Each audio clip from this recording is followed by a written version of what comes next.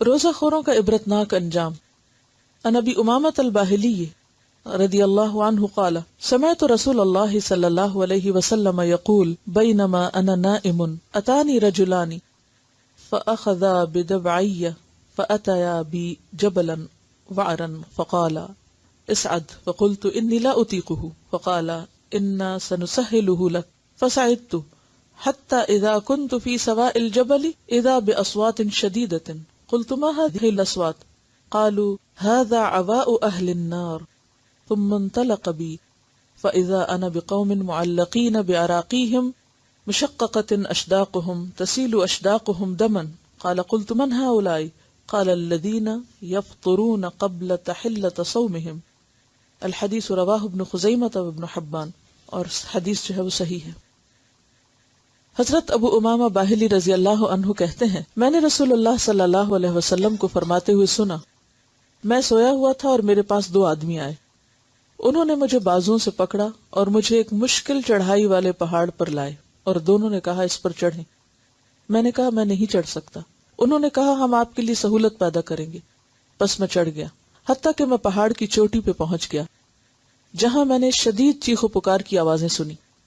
میں نے پوچھا یہ آوازیں کیسی ہیں؟ انہوں نے بتایا یہ جہنمیوں کی چیخ و پکار ہے۔ پھر وہ میرے ساتھ آگے بڑھے جہاں میں نے کچھ لوگ الٹے لٹکے ہوئے دیکھے جن کے منہ کو چیرا گیا تھا، جن سے خون بہ رہا تھا۔ میں نے پوچھا یہ کون لوگ ہیں؟ انہوں نے جواب دیا یہ وہ لوگ ہیں جو روزہ وقت سے پہلے افطار کر لیا کرتے تھے۔ اسے ابن خزیمہ اور ابن حبان نے روایت کیا ہے۔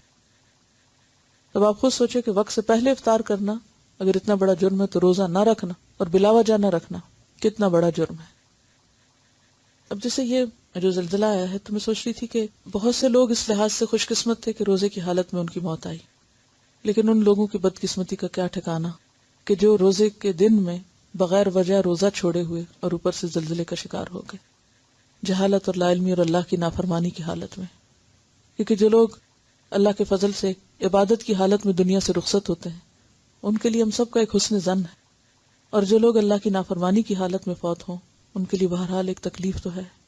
اور اس میں جہاں وہ ذمہ دار ہیں وہاں کسی حد تک وہ لوگ بھی ذمہ دار ہوتے ہیں کہ جن کو علم ہو اور وہ اس علم کو آگے نہ پہنچائیں اور اپنی حد الوسع کوشش نہ کریں اس بات کے لیے کہ ان کی آخرت کا فکر کریں۔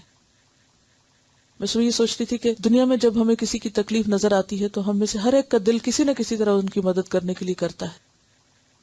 یہ تو دنیا کا حال ہے جس میں ہم اپنی ساری دوڑ دھوپ کے ساتھ کسی حد تک کچھ مدد کر سکتے ہیں، لیکن آخرت میں کون کس کی مدد کرے گا؟ کون کس کو کھلائے گا؟ کون کس کو پلائے گا؟ کون کس کو سزا سے بچائے گا؟ کون کس کو چھڑائے گا؟ کون کس کے کام آئے گا؟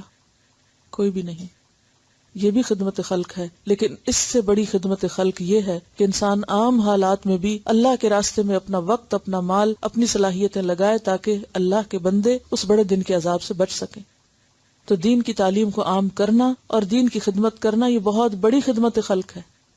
ایک ہے شارٹ ٹرم خدمت کہ آج آپ ایک بھوکے کو کھانا کھلا دیں، یہ بھی بہت بڑی نیکی ہے، لیکن اس سے بڑی نیکی یہ ہے کہ آپ کل کسی کی عاقبت سنوارنے کے لیے آج اس کے مددگار بنیں اور اس کو مشکل سے نکالیں، کیونکہ بہرحال امت مسلمہ کے فرد ہونے کی حیثیت سے ہم سب کی ذمہ داری ہے۔ وَتَوَاصَوْا بِالْحَقِّ وَتَوَاصَوْا بِالصَّبْرِ۔ تو جتنی بھی کوششیں لوگوں کی تعلیم کی اور لوگوں کی صحیح رہنمائی کی ہو سکتی ہیں، اپنی وسعت اور جان بھر یا مال کے ساتھ کچھ نہ کچھ ہم زندگی میں کرتے رہیں، اور اگر آج ہم کسی کی مدد کریں گے تو کل قیامت کے دن اللہ تعالیٰ ہم پہ رحم کرے گا، کیونکہ جہاں پر امر بالمعروف اور نہی عن المنکر کی بات آتی ہے اس کے آخر میں آتا ہے اولئک سیرحمہم اللہ، ان لوگوں پر عنقریب اللہ اپنی رحمت کرے گا۔ لیکن اگر آج ہم خود غرض ہوں اور صحیح بات دوسروں تک پہنچانے میں کوتاہی کریں اور اس کے لیے ٹس سے مس نہ ہو تو یہ بے حسی کی انتہا ہے۔ وقتی دکھ در سے بچانا بھی خدمت ہے، لیکن حقیقی اور مستقل دکھ در سے بچانا اصل خدمت ہے، اس کے لیے بھی فکر کرنی چاہیے۔